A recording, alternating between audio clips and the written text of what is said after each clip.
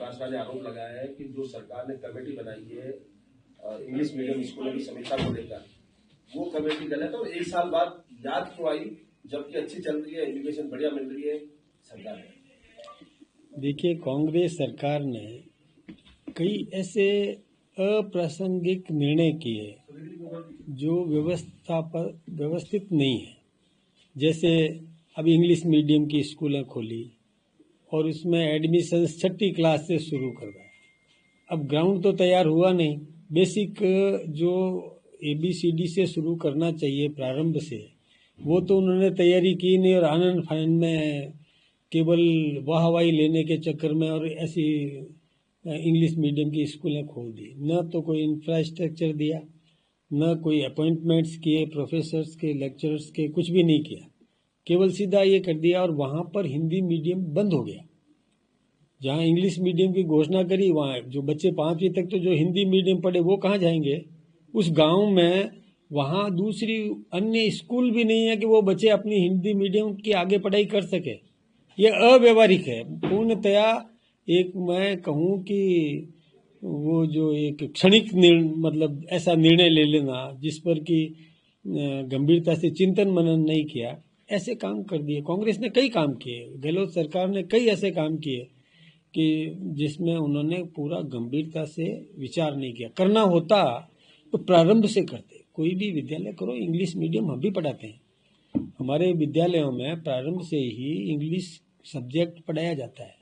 इसमें उसका और आधार तैयार होता है बच्चे का।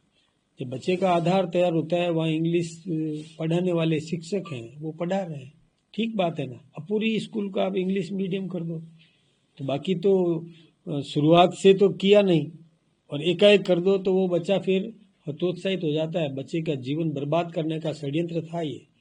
मैं सोचता हूँ कि कांग्रेस ने ये मतलब बिना सोचे समझे लिया गया निर्णय था। मदन जी, आपको लगता है कि जो समीक्षा होगी, समीक्षा के दौरान जिसे संचालित किया जाना है उसको यथावत रखा जाएगा और जहां आवश्यकता नहीं वहां बदलाव किया जाएगा, या तमाम चीजों को मतलब समीक्षा के नाम पर अलग कर दिया जाएगा, बंद कर दिया जाएगा? नहीं, इसमें क्या होगा, समीक्षा में यह है कि ग्राउंड तैयार किया जाए। बच्चे को प्रारंभ से ही, पहली क्लास से ही, शुरुआत से ही तैयार किया जाए तो वो विद्यालय चलेगा। अब एकाएक आप किसी बच्चे को और सीधा 6ठी में इंग्लिश मीडियम में भेजोगे तो वो निराश ही होगा, क्योंकि उसके लिए तो सारा वो शून्य है, उसको ज्ञान ही नहीं है। कैसे वो अन्य विषय हिस्ट्री पढ़ेगा? केवल इंग्लिश ABCD ग्रामर और यही नहीं पढ़ना है उसको। 6ठी क्लास के बच्चे को तो बहुत कुछ सब्जेक्ट्स भी पढ़ना पड़ता है। उस सब्जेक्ट्स के लिए जब शुरुआती स्थिति तैयार नहीं है उसकी, तो कैसे पढ़ेगा? ये उन्होंने सोचा ही नहीं, आनंद फानंद में निर्णय ले लिया। ये गलत निर्णय था। तो अब सरकार चूंकि इस कमेटी के माध्यम से क्या करेगी? कमेटी विचार करेगी, कमेटी निर्णय करेगी और निर्णय में जो समीचीन है, जो हमको लगता है व्यवहारिक पक्ष हमको सबको ध्यान में लगता है, और हम सब भी अपना वहाँ समिति के सामने रिपोर्ट्स भी रखेंगे कि ग्राउंड तैयार किया जाए, आधार तैयार किया जाए। आधार से ही बच्चा आगे बढ़ेगा तो उसमें सफलता प्राप्त होगी।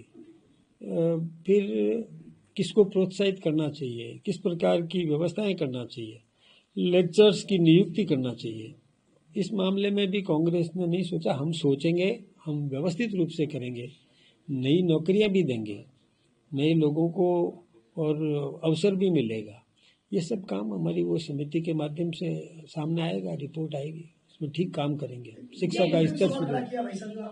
रोजगार देंगे पूरे 4 साल में, 5 साल में 4 लाख रोजगार देंगे, हर साल 1 लाख रोजगार देंगे, तो आपको विज्ञापन छपा उसमें संख्या बहुत कम है, तो 2 सच पे सवाल करेगी। नहीं, हमारा ये देखिए टाइम बाउंड कैलेंडर जारी हुआ। ऐसा आप राजस्थान के इतिहास में बहुत कम अवसर आएंगे और कांग्रेस के इतिहास में तो कभी भी किया ही नहीं।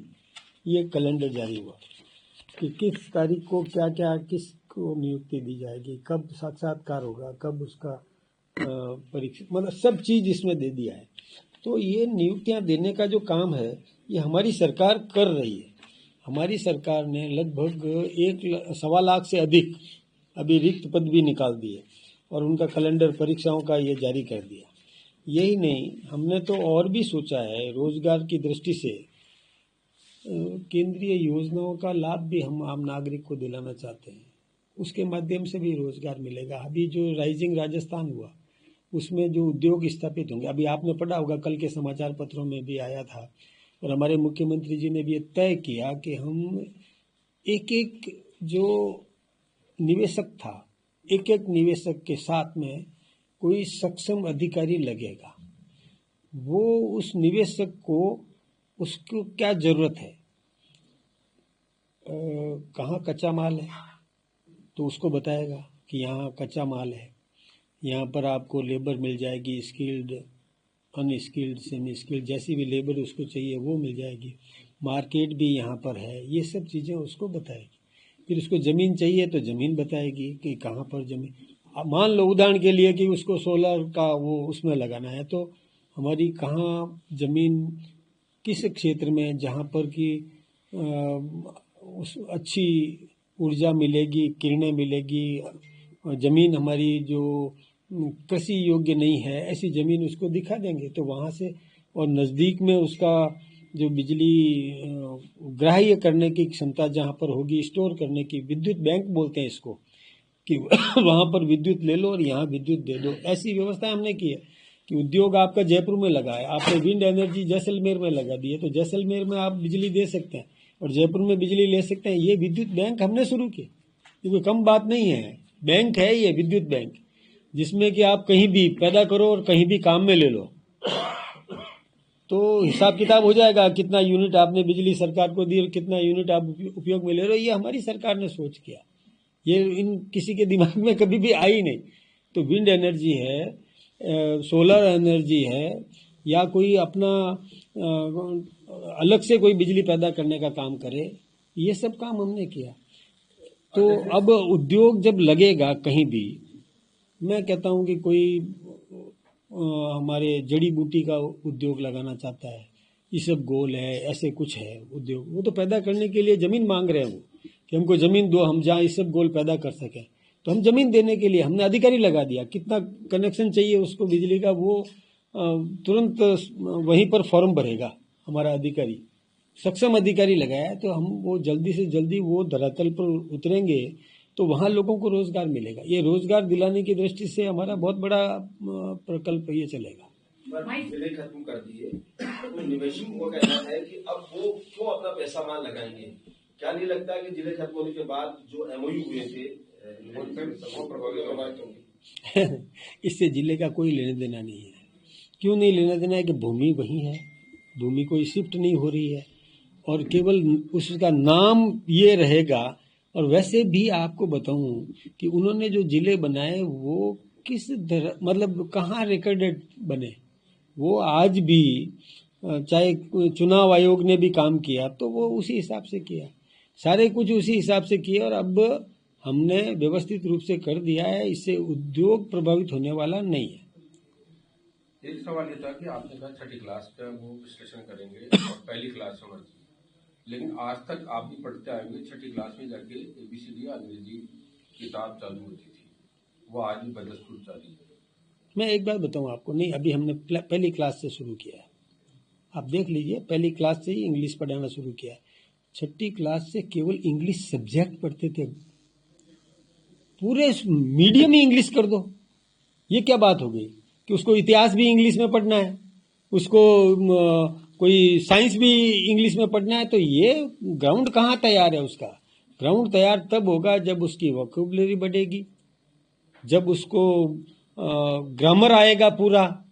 इंग्लिश मीडियम में सबसे बड़ी बात है ग्रामर, वोकैबुलरी, ये दो चीजें तो आधार है। वो आधार ही तैयार नहीं करवाओगे इंग्लिश कैसे पढ़ेगा?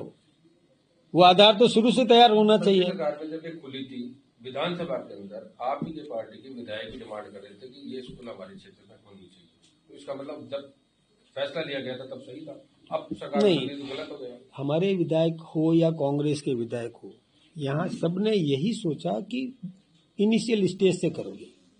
उन्होंने कभी ये नहीं सोचा कि अचानक आप 10वीं क्लास से लाकर इंग्लिश दे दोगे या छठी क्लास से लाकर इंग्लिश दे दोगे, ये कभी भी किसी ने नहीं सोचा। शुरुआती ऐसा मिला। अच्छा, फिर हिंदी मीडियम बंद करने का क्या मतलब है? मैं उदाहरण देता हूं आपको।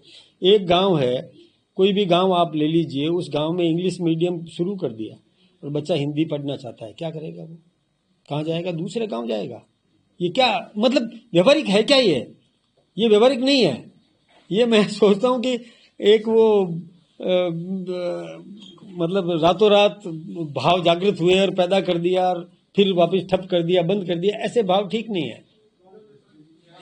भाई साहब, जो कमेटी बनाई है उसमें भी गोविंद सिंह डोटासरा ने क्वेश्चन किए हैं कि उसमें सिर्फ मंत्री इंक्लूड है, कोई भी शिक्षाविद जो भी है वो वहाँ नहीं है, सिर्फ मंत्रियों के द्वारा कमेटी बनाई गई है, वही समीक्षा करेंगे, तो कहाँ तक रिजल्ट सही आएगा?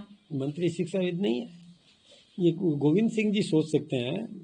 हमारे मंत्री सब शिक्षाविद हैं, पढ़े लिखे हैं, इंटेलेक्चुअल है। संगठन चुनाव को लेकर संगठन पर को लेकर कब तक हो जाएंगे? क्योंकि कब तक हो जाएंगे? 11,000 से ज्यादा मंडल है, उन पर मशक्कत जारी है। 1100